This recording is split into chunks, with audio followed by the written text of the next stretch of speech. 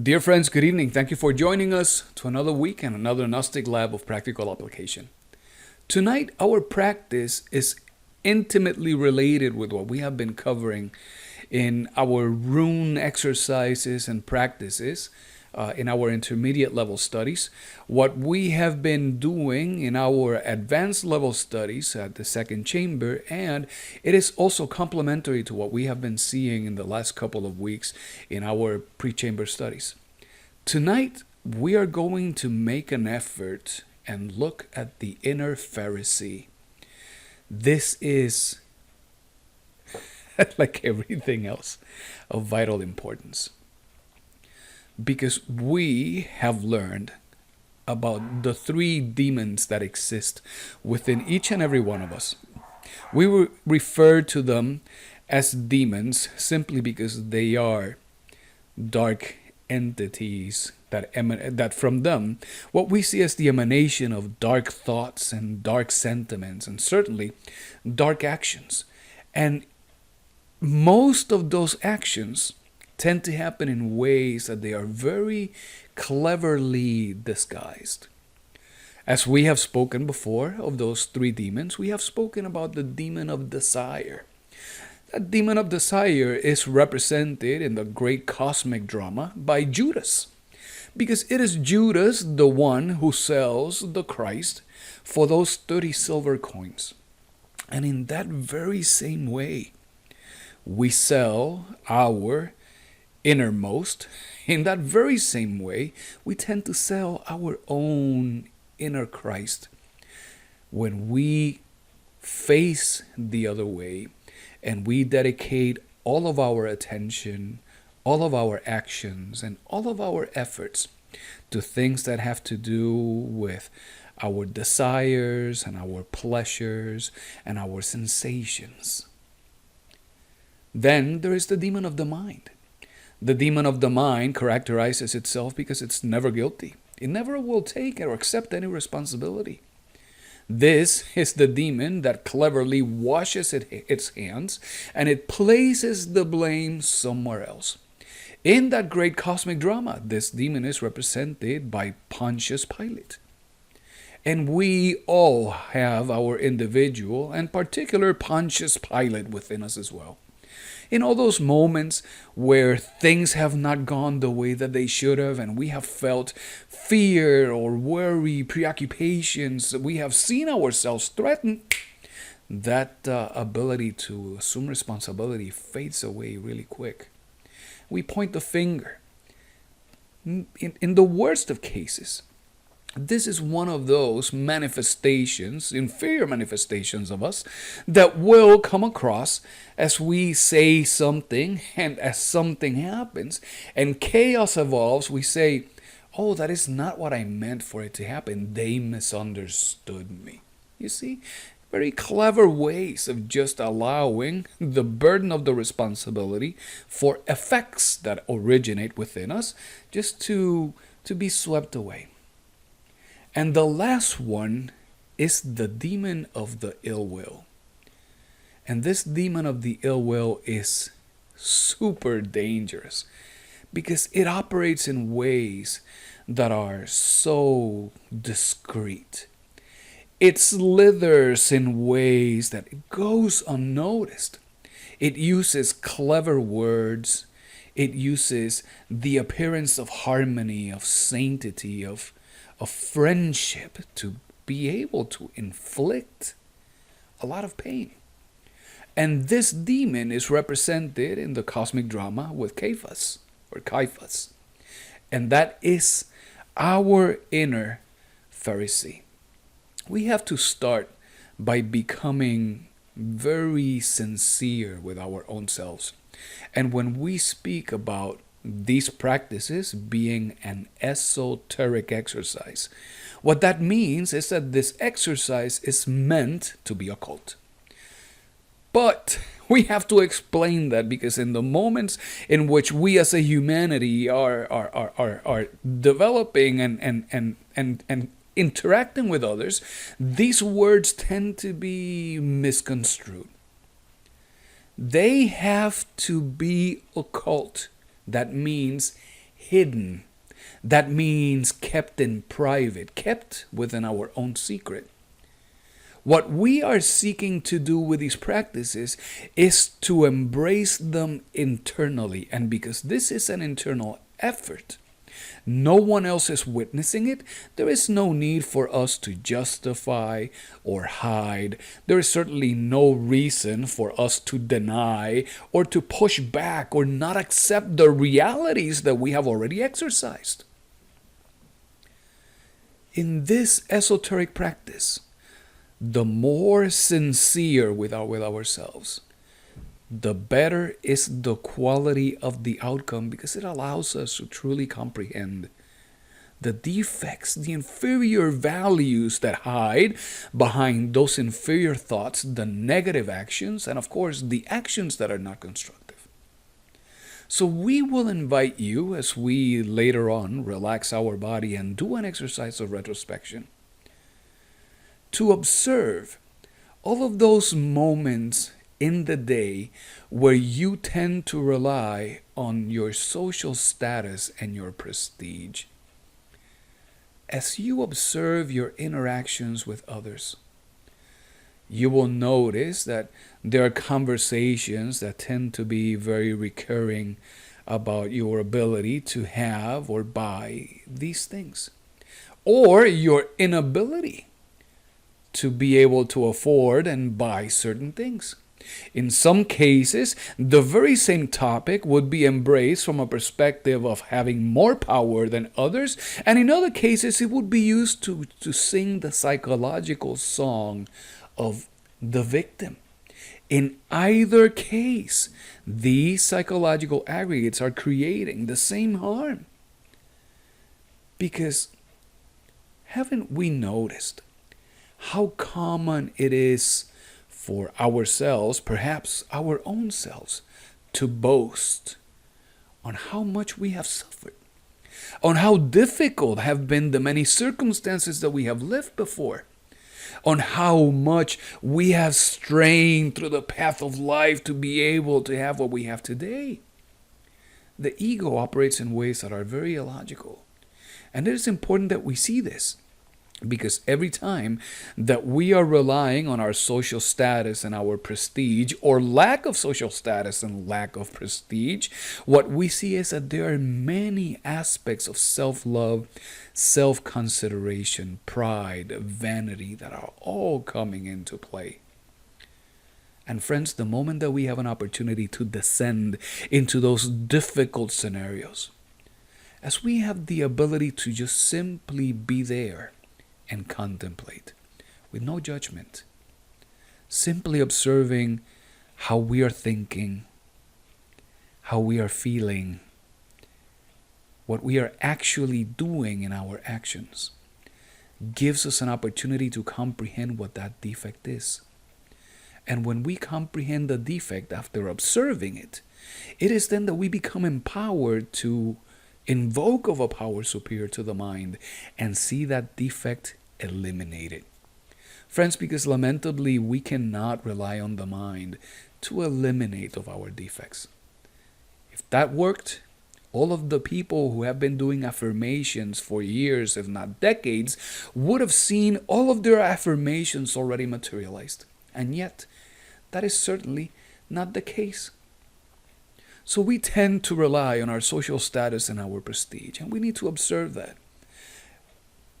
As we do that, let's keep in perspective that we all depend on each other. Here, we have to put aside all of our aspects of pride and realize that we severely underestimate others around us. We underestimate their abilities, their capacities, their intellect. We underestimate their ability to express compassion, to be kind, and to be loving. And because we underestimate them more so in such the heavy politicized environment that we live today, we have come to a situation in which simply by having differences of opinion, we see friendships break, families dissolve, and families separate. We tend to define the thing that we are, not in terms of our positive and negative values, but we tend to define our current condition in terms of the things that we do, in terms of the things that we have, in terms of the things that we consider that we are. Whether a doctor or an engineer or a lawyer, or the fancy vehicle or the platinum credit card, or the drink that we may get a start. These are the silly things that we are using to define ourselves. And we really need to consider that all that we have today, all those things that we think that we are today, all of those things that we are doing today, in an instant, they could all go away. They could all become of very little value. And the only true thing that will remain behind would be the ability to connect with others, hopefully at a level of the consciousness. And because of that, we need to make an effort to free up and liberate as much consciousness as it is possible. And the only way for us to liberate our consciousness, to see it grow and become more of a powerful magnetic center, is inevitably by eliminating those inferior aspects that we carry within. And of course, we have the demon of desire and its many faces. And we have the demon of the mind with its other many faces. But tonight, we want to focus into the demon of our ill will. Because our ill will takes advantage of those considerations of thinking and considering, of course, that the others around us, that they are less than what they actually are. There is a parable that comes from the book of Luke, chapter 18, verses 10 to 14, that is very appropriate for this type of conversation. In this particular passage, the apostle writes, 2 men went up into the temple to pray. The one a Pharisee and the other a tax collector. The Pharisee stood and he prayed to himself like this. He said, "O God, I thank you that I am not as other men, who are extortioners, they are unjust, adulterers, thieves, abusive, etc. Thank you because I am not even as this tax collector. I fast twice. I make sacrifices. I tithe. I give of what I have. Thank you because you give me the opportunity to do all those things." These are the words of the inner Pharisee. However, the tax collector, standing at a distance, maintaining enough reverence that he felt unworthy to approach the altar of God, he would not even lift up so much his eyes to the heaven. But he will be there and he will pound his chest, saying, "God, please be merciful of me, as I am a sinner." So to this, the great master Yeshua ben Pandira, Jesus of Nazareth, the Christ, he says, "I tell you, this man departed to his house more justified than the Pharisee. For everyone who exalts himself shall be brought low, and the one who humbles himself shall be exalted." Here we have an opportunity to contemplate our nothingness, to see beyond the appearance of things, to go beyond the false image that we have created about ourselves and see exactly what lies within as the core of our positive and our negative values. Among many of the participants of the different Gnostic groups and the different pseudo-esoteric schools and the kinder of humanity, we can see these dynamics of the inner Pharisee in very simple conversations when one will tell another, my school does this thing better than, or I have seen this done like this in my school and that done like that in the other school, but I like it more as it happens here. And we do that not even realizing that comparisons are abominable. This is the very teaching of Master Samael Aung. Every time we compare, we hurt the thing that is being compared to the thing that it is being compared to. We create damage everywhere. We see this inner Pharisee in our own thoughts and sentiments. When we say, today I feel great because of this thing that happened, the recognition that I got. It is true that we have worked so hard and we get the recognition and we say, thank you. I really don't deserve that much, but on the inside, we rejoice for the recognition itself. You see? This inner Pharisee manifests itself in those instances when we say, I am not like that man or like that woman. Because look, he drinks or he arrives late, or he does not take care of the matters of the house, or she doesn't do the dishes, or she doesn't cook. See, these are the things that we say, as if we were indeed any better.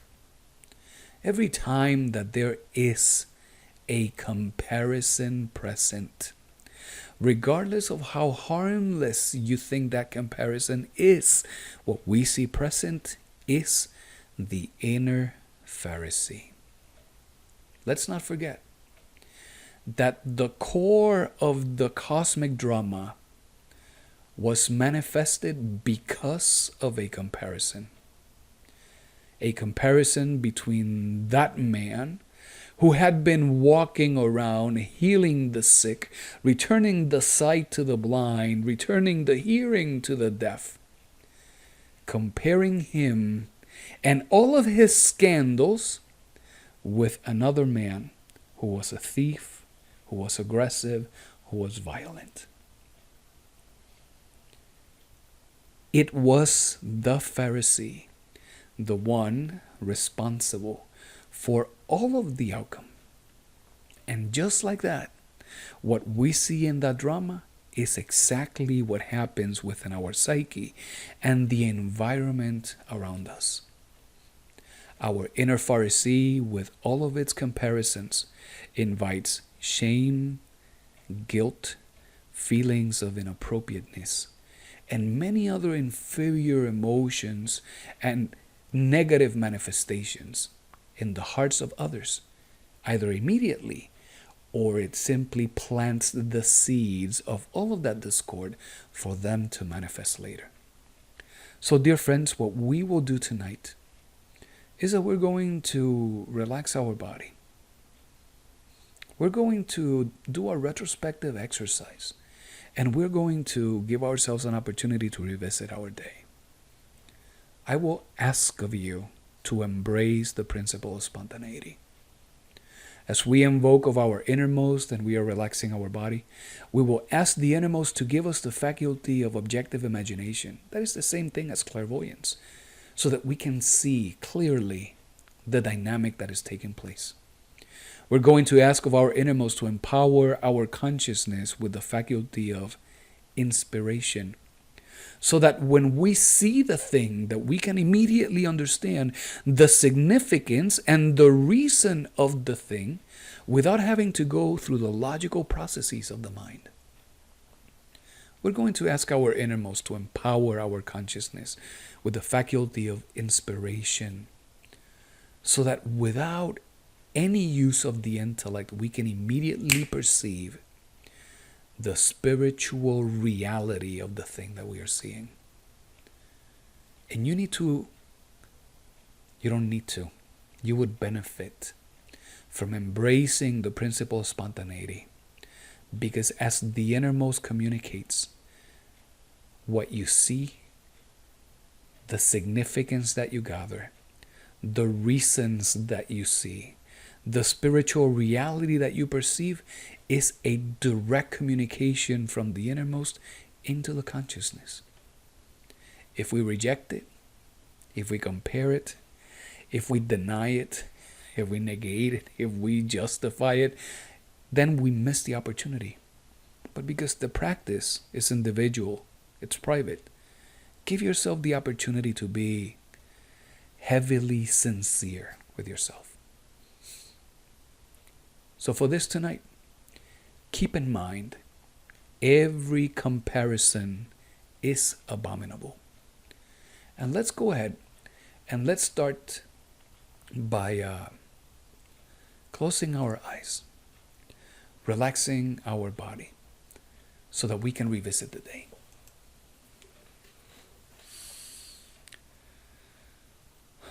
I will invite you to remain seated. And in this sitting posture, let's go ahead and take a deep breath in 1, 2.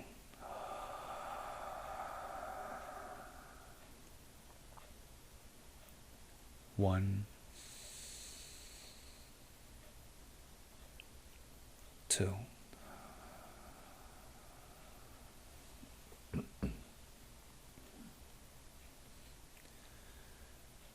Let's make ourselves aware of the sensations that we're experiencing right now in our physical body. If there's anything at this moment that is creating any discomfort, anything that is creating contact pressures, maybe a belt that is too tight, earrings that may be too heavy, a ponytail that may still be too tight or perhaps heavy. This is a good moment just to relieve those pressures and those distractions from our sensations.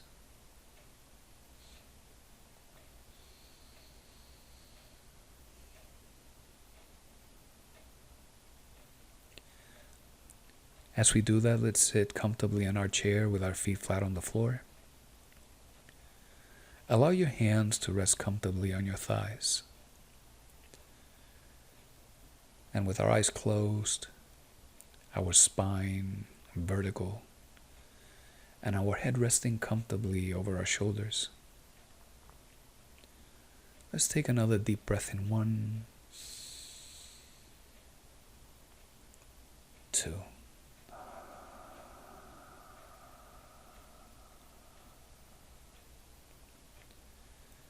With every exhalation, allow your physical body just to sink a little deeper onto that chair. 1,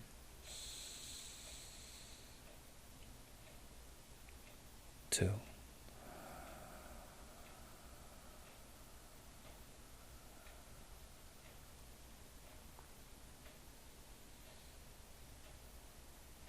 One,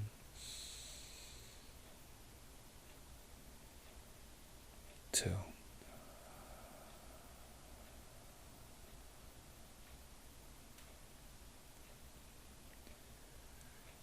Let's make ourselves aware now of what is our emotional state.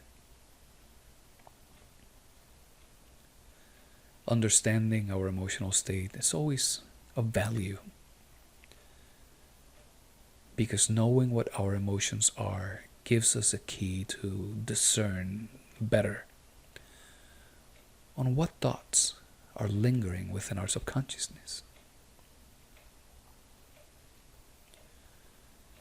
It is likely that some of you arrive here today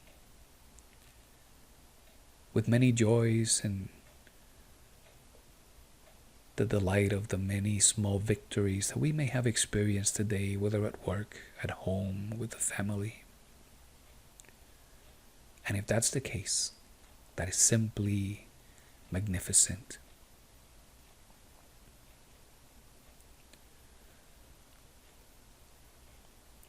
There must be other of us, as we got here today. We may simply be content with our current circumstances. We may perhaps be a little indifferent because of the many challenges that we are facing.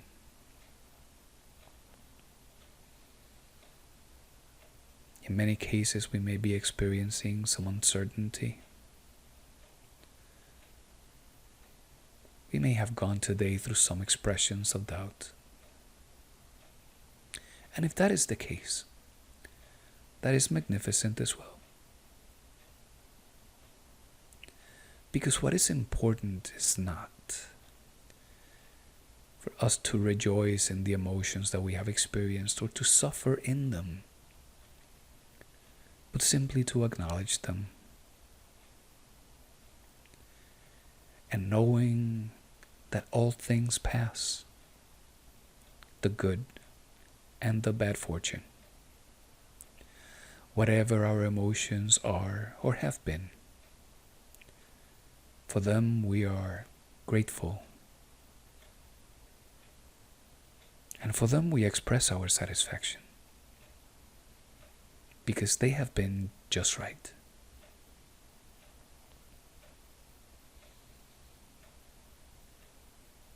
It is possible that some of us got here today a little afraid. Maybe the difficult circumstances that we have been living in life are keeping us in a condition where there must be some fear of loss.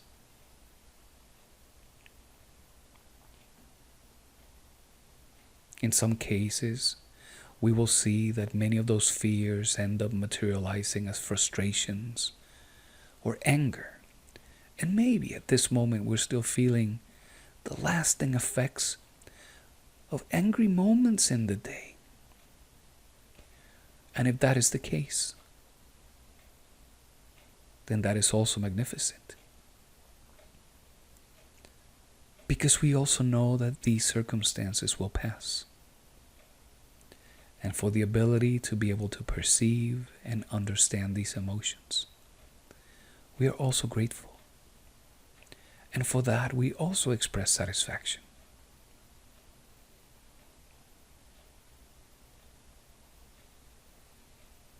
There may be some of us that beyond being angry, we have gotten into a condition of numbness, of not caring, perhaps conditions where we feel that we should give up.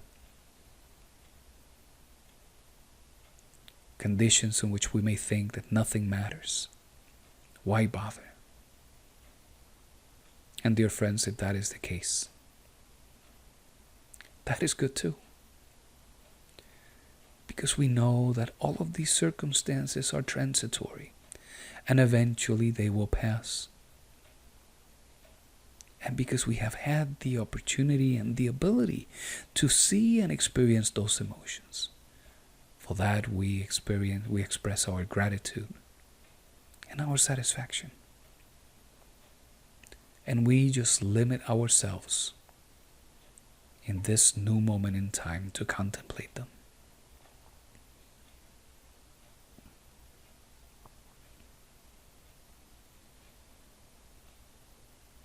And now in this moment where we carry this remembrance of self, we will invoke our innermost by saying, Divine Father, Father of mine, you who are my true being, you who are my eternal God, we ask of you, we beg of you with our soul, with our heart, for your contribution.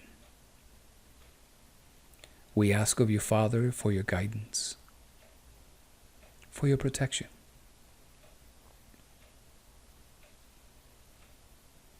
We ask of you that you grant our consciousness with the faculty of the objective imagination. Allows us to see beyond the appearance of things, so that we may come to see the thing itself. We ask of you that you grant us with the faculty of inspiration, so that our consciousness may be empowered to immediately perceive the significance and the reason of things without having to rely on the constant comparisons that happen in the intellect. We ask of you, Father, that you empower our consciousness with the faculty of inspiration, so that we may instantaneously perceive the spiritual reality of that we observe and contemplate, without having to rely with the logical, inferior processes of the mind.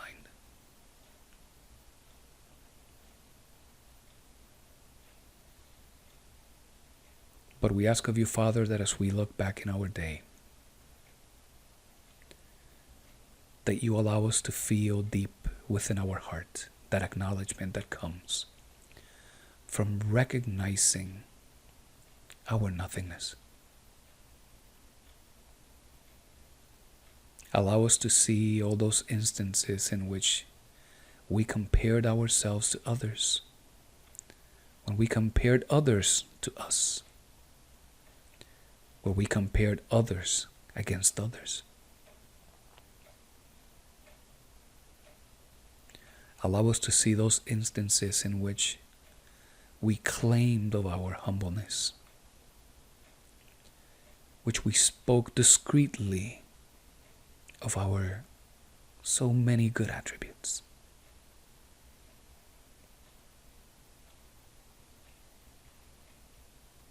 Allow us to comprehend deeply how is it that humbleness is such an elusive child that the mere thought of it simply allows that child to run away.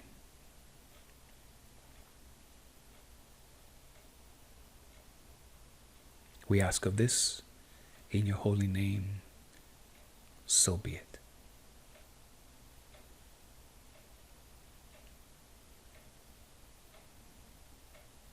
And friends, making use of our objective imagination, let's bring that attention to our feet. And we will consider that our body is populated by an infinite amount of little gnomes. Let those gnomes walk out the soles of your feet, one by one. And as they do, notice how immediately you start feeling that sensation of softness growing from your toes into your heels, your ankles, up your shins, your calves, all the way up to your knees.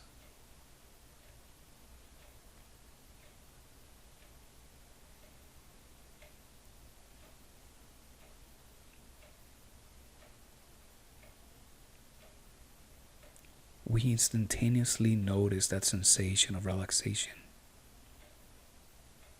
And as we experience it for it, we're also grateful.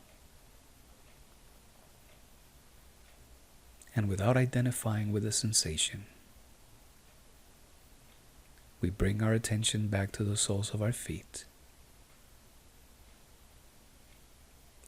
And as we allow of these little gnomes to walk out one by one,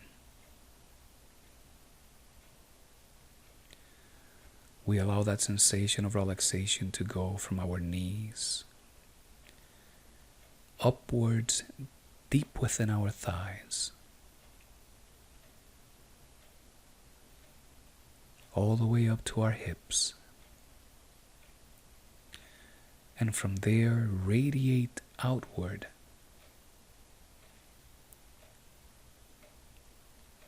dissipating and eliminating any tensions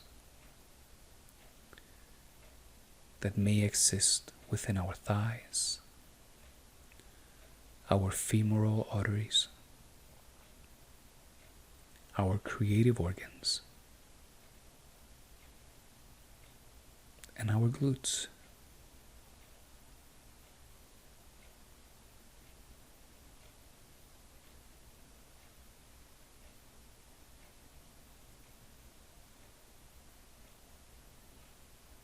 Focus your attention on your breath. Inhale through your nose. Exhale through your nose. And allow your breath to flow effortlessly.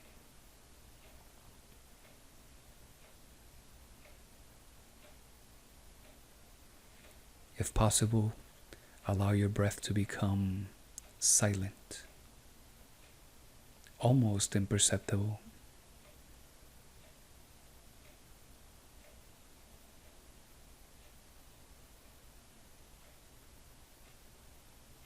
And with every exhalation, feel that sensation of softness as it grows from your feet, your calves, your knees, your thighs, your hips, even at the level of your creative organs.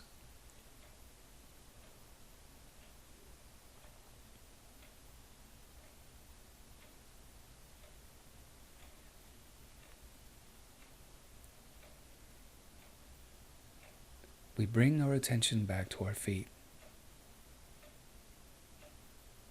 And as we allow those little gnomes to escape one by one, we allow that sensation of relaxation to grow upwards along our spine. And as it does, we allow it to radiate outward. That relaxation inundating every organ, every tissue, every particle, every connection that exists deep inside our body.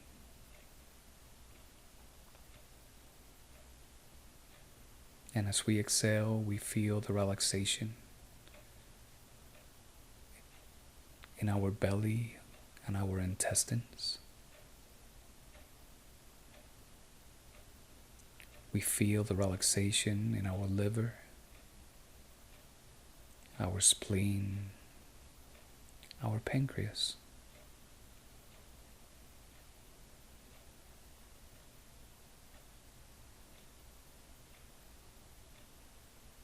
We allow for the dissipation of any tension that may have been coming around with stress and preoccupations in our kidneys, in our stomach, our lungs,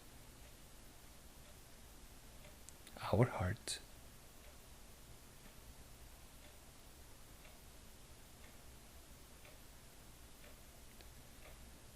And we slowly allow that sensation of relaxation to grow upwards to our shoulders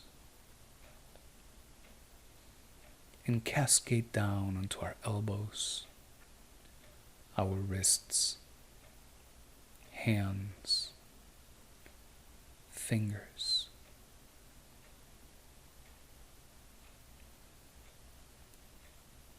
A relaxation so abundant that we can see it overflowing out through our fingertips.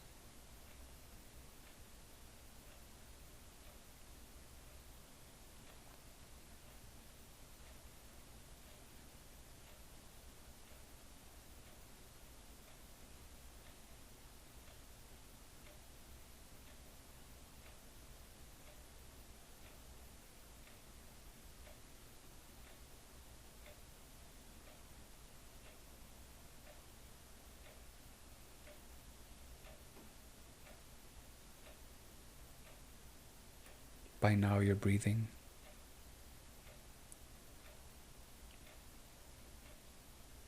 must already be happening very effortlessly. Your exhalations must be deep and profound.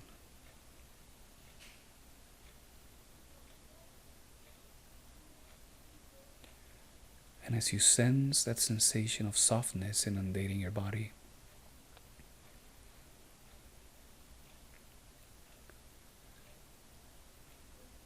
enjoy the sensation of relaxation.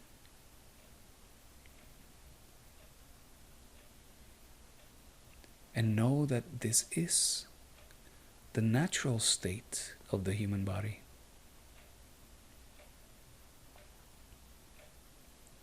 Be certain that if at any moment during this practice you were to lose this sensation of relaxation, you can always invoke with your innermost, whether today or in the upcoming days, and ask your innermost to bring back this very same state of relaxation, which is very useful whether we are experiencing moments of joy, whether we are experiencing moments of difficulty and perhaps sadness.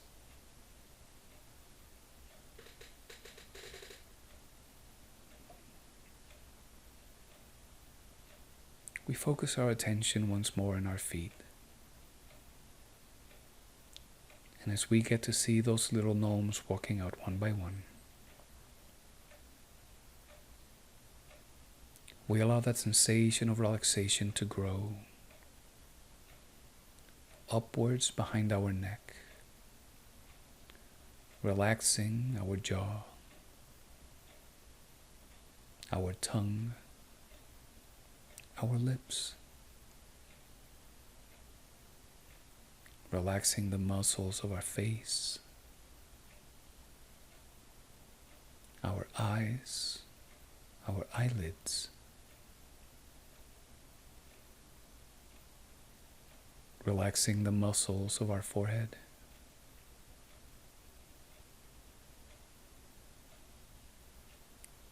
and allowing that relaxation to continue growing along our head, relaxing our scalp,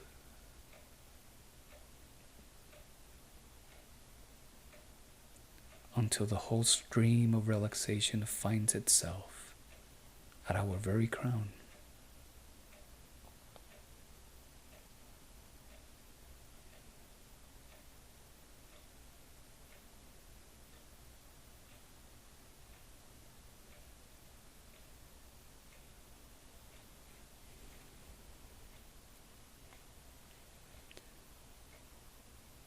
We enjoy the sensation of relaxation with much gratitude and satisfaction, because it is just right.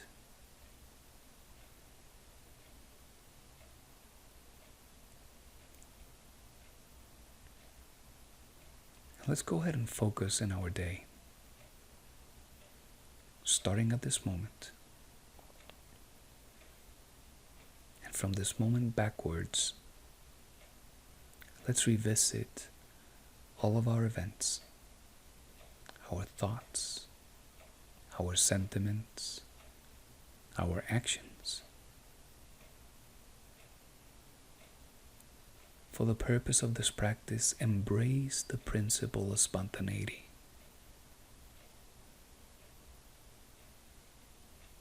As you go backwards, revisiting your day, some events will naturally stand out more than others. And these events are important. They must not be discarded. And for those moments, observe what were your thoughts before, during, and after that event. Observe what were your emotions before, during, and after that event. And observe your behaviors, your habits, your mannerisms.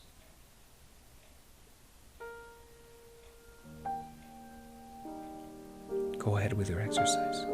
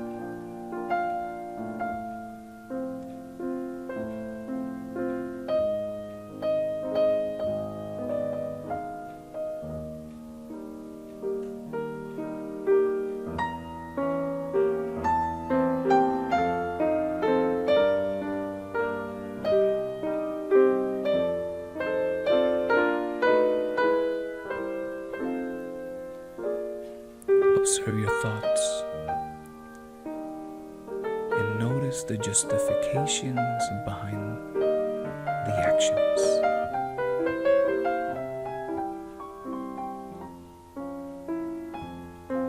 Observe your emotions, and you will see the subtleness of the experience of getting away with it.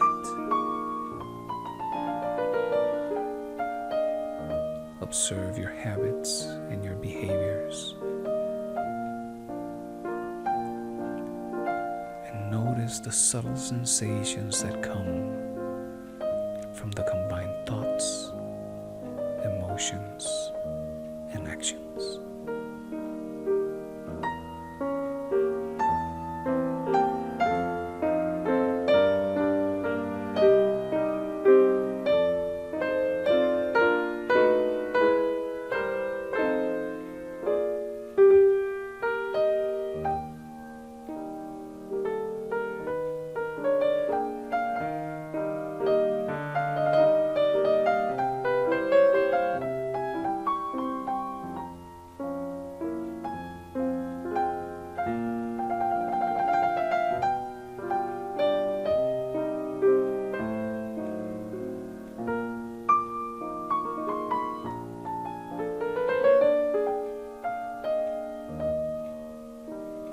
Dear friends, this is a very auspicious day, as with that level of comprehension, we have the opportunity of invoking of our Divine Mother Kundalini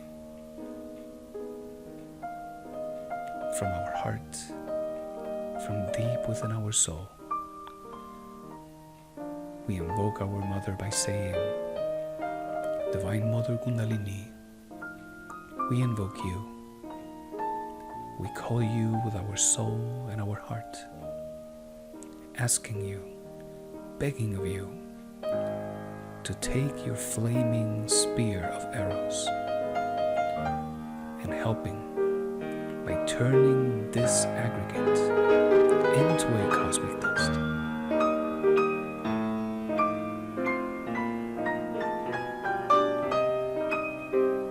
If any of you needed some guidance, remain calm, relaxed, and as you breathe, your Divine Mother will be revealed in a vision.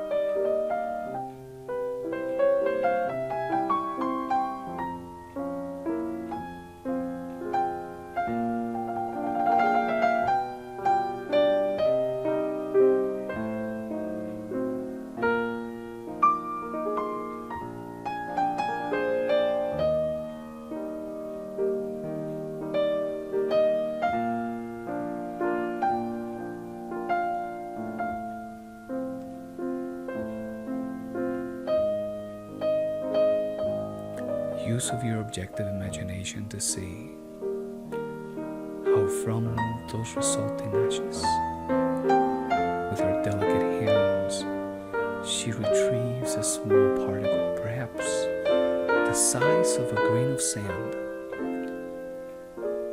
that shines with the splendor of 1,000 suns, and how she gently deposits that as an element of your consciousness back into the temple of your heart.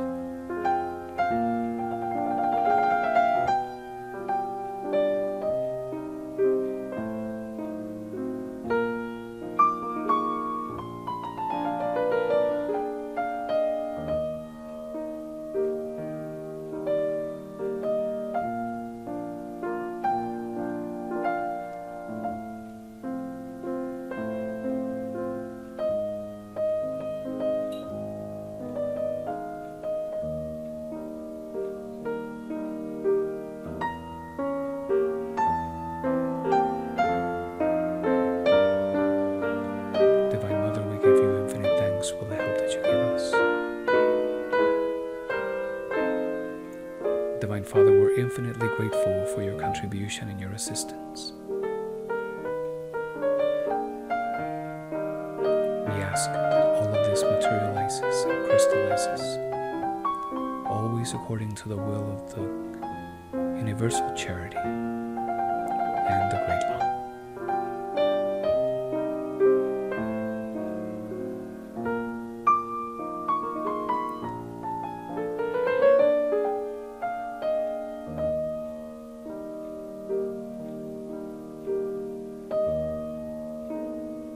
And maintaining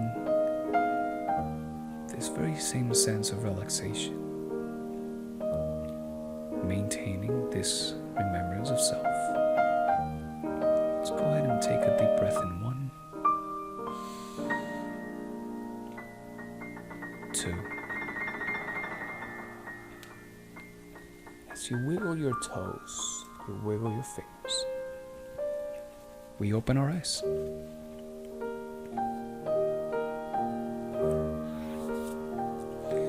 And dear friends, this has been our practice today.